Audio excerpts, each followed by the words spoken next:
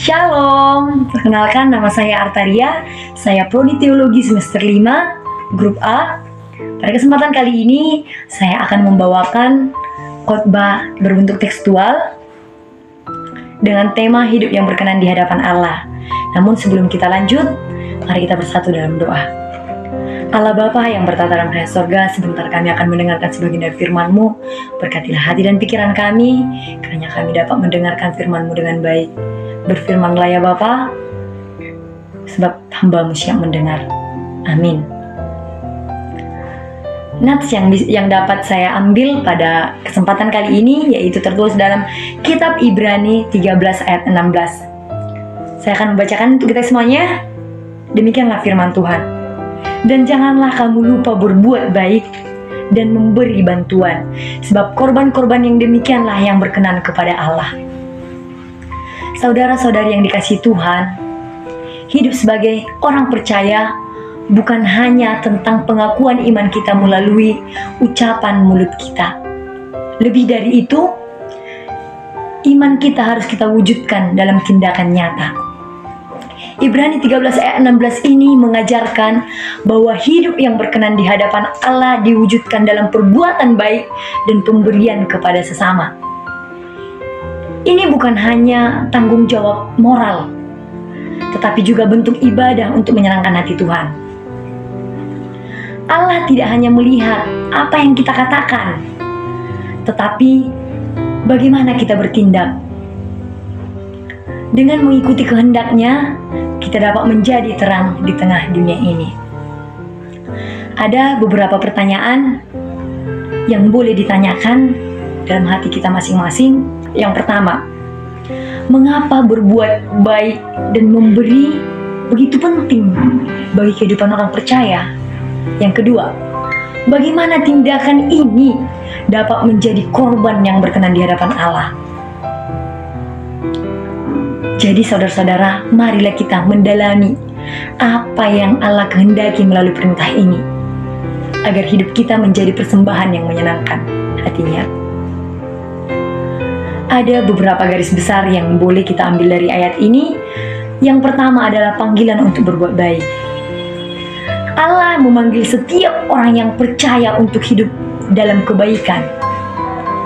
Di dalam Matius 5 ayat 16 juga, Yesus berkata, "Demikianlah hendaknya terangmu bercahaya di depan orang, supaya mereka melihat perbuatanmu yang baik dan memuliakan Bapamu yang di sorga." Berbuat baik adalah panggilan universal bagi setiap orang yang percaya. Bukan hanya untuk memenuhi kewajiban, tetapi untuk memuliakan Allah. Berbuat baik bukan mencari pujian dari manusia, tapi untuk menunjukkan karakter Allah yang penuh kasih.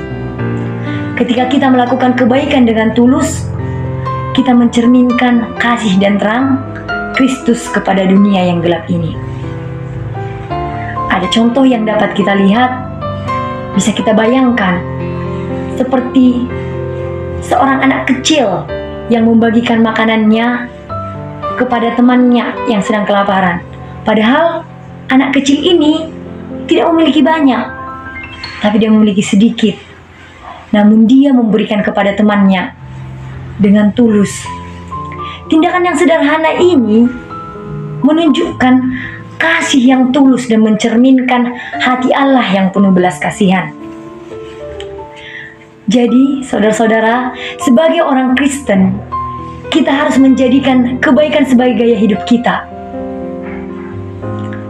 Memulai dengan hal-hal yang kecil, tetapi memiliki dampak yang besar bagi orang lain. Seperti menolong tetangga, menguatkan teman yang sedang sedih, atau berbagi sukacita dengan mereka yang membutuhkan penghiburan. Dalam setiap tindakan yang baik yang kita lakukan itu sama dengan kita sedang memuliakan nama Tuhan. Jadi setelah kita memahami pentingnya panggilan untuk berbuat baik, marilah kita melihat bagaimana memberi dapat menjadi ekspresi nyata dari kasih kepada sesama. Poin yang kedua itu adalah memberi bantuan sebagai ekspresi kasih. Memberi adalah wujud yang nyata dan konkret. Allah adalah pribadi yang murah hati dan kita dipanggil untuk meniru karakternya. Dalam 2 Korintus 9 ayat 7 dikatakan, hendaklah masing-masing memberikan menurut kerelaan hatinya, jangan dengan sedih hati atau karena paksaan, sebab Allah mengasihi orang yang memberi dengan sukacita. Memberi tidak selalu tentang hal-hal yang besar. Kita dapat memberi waktu untuk mendengarkan, perhatian kepada mereka yang merasa sendirian, tenaga untuk membantu yang kesulitan, atau bahkan berdoa dengan tulus untuk mereka yang membutuhkan kekuatan dari Tuhan. Dalam setiap bentuk pemberian, kita menunjukkan kasih Allah kepada dunia. Ada contoh yang dapat kita lihat, yaitu ada seorang jemaat yang rela menyisihkan penghasilannya untuk membantu tetangganya. Dia memiliki tetangga yang sedang mengalami kesulitan. Sebagai tetangga yang baik, sebagai orang percaya, dia melakukan dengan cara menyisihkan, membantu dengan cara menyisihkan penghasilannya. Ia melakukannya bukan karena ia memiliki kelebihan, tetapi karena ia ingin menjadi saluran berkat Allah bagi orang lain. Hal ini menunjukkan bahwa pemberian tidak ditentukan oleh jumlah, melainkan oleh ketulusan hati. Jadi, marilah kita sebagai orang Kristen menjadi pribadi yang murah hati, siap memberi dan menolong mereka yang membutuhkan. Dengan memberi, kita tidak hanya memenuhi kebutuhan sesama, tetapi juga memuliakan nama Tuhan. Mari kita menjadikan kemurahan hati sebagai bagian dari kehidupan kita sehari-hari. Ketika kita memberi dengan sukacita, kita sedang menunjukkan bahwa kasih Allah nyata dalam hidup kita. Setelah membahas tentang memberi dengan ekspresi kasih, kita akan melihat bagaimana perbuatan itu menjadi korban yang berkenan di hadapan Allah. Poin yang ketiga itu yaitu korban yang berkenan di hadapan Allah. Jadi saudara-saudara, ada korban-korban yang berkenan di hadapan Allah. Seperti dalam perjanjian baru, korban tidak lagi berupa persembahan hewan seperti dalam perjanjian lama. Sebaliknya, tindakan kasih yang tulus menjadi korban yang berkenan di hadapan Allah. Mazmur 51 ayat 19 mengatakan, korban sembelihan kepada Allah ialah jiwa yang hancur.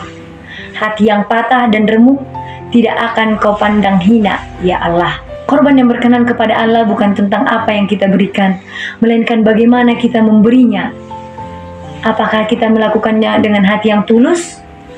Allah tidak membutuhkan persembahan materi, tetapi Dia menginginkan ketaatan dan kasih kita yang nyata kepada sesama. Dalam Markus 12 ayat 41-44, di sana Yesus memuji seorang janda yang miskin yang memberikan 2 peser sebagai persembahan. Meski kecil, pemberian itu memiliki makna besar karena ia memberikannya dengan hati yang tulus dan penuh pengorbanan. Pemberian itu menunjukkan betapa besar kasihnya kepada Allah, meskipun ia memiliki keterbatasan. Jadi, kita sebagai orang Kristen bisa meniru apa yang dilakukan oleh janda miskin tadi. Dia tidak memberikan dengan kelimpahannya, melainkan dia memberikan apa yang dia punya. Itulah yang dia punya, itulah yang dipersembahkannya. Setiap tindakan kasih yang tulus adalah ibadah yang sejati di mata Allah. Jadi jangan pernah kita meremehkan hal kecil yang kita lakukan dengan hati yang murni. Karena Allah melihat hati kita lebih dari apa yang kita berikan. Biarlah segala sesuatu yang kita lakukan menjadi persembahan yang harum di hadapannya. Dengan begitu, hidup kita menjadi berkat bagi sesama dan menyenangkan hati Allah. Jadi saudara-saudara yang terkasih, hidup yang berkenan kepada Allah adalah hidup yang dipenuhi dengan kasih. kebaikan dan kemurahan hati. Melalui perbuatan baik dan pemberian kita, nama Allah dipermuliakan dan kita menjadi saluran berkat bagi sesama. Marilah kita menjadi terang di tengah dunia dan tidak pernah lelah berbuat baik dan memberi, sebab korban-korban yang demikian yang menyenangkan hati Tuhan. Ketika kita hidup untuk memuliakan Allah melalui tindakan kita, kita sedang memberikan persembahan yang harum di hadapannya. Kiranya hidup kita setiap hari dipenuhi kasih dan kemurahan hati, sehingga nama Tuhan dimuliakan melalui setiap perbuatan kita. Amin firman Tuhan. Mari kita bersatu dalam doa. Allah Bapa yang bertata dalam kerajaan surga, kembali kami ucap syukur. Terima kasih atas berkat-Mu. Kami sudah selesai mendengarkan sebagian dari firman-Mu. Kiranya firman-Mu yang hamba sampaikan pada saat ini dapat menjadi berkat bagi kami dan menjadi pedoman bagi hidup kami, supaya kami dapat berbuat baik dan memberi bantuan kepada sesama kami, karena korban-korban yang demikian yang berkenan di hadapan-Mu. Terima kasih Bapa.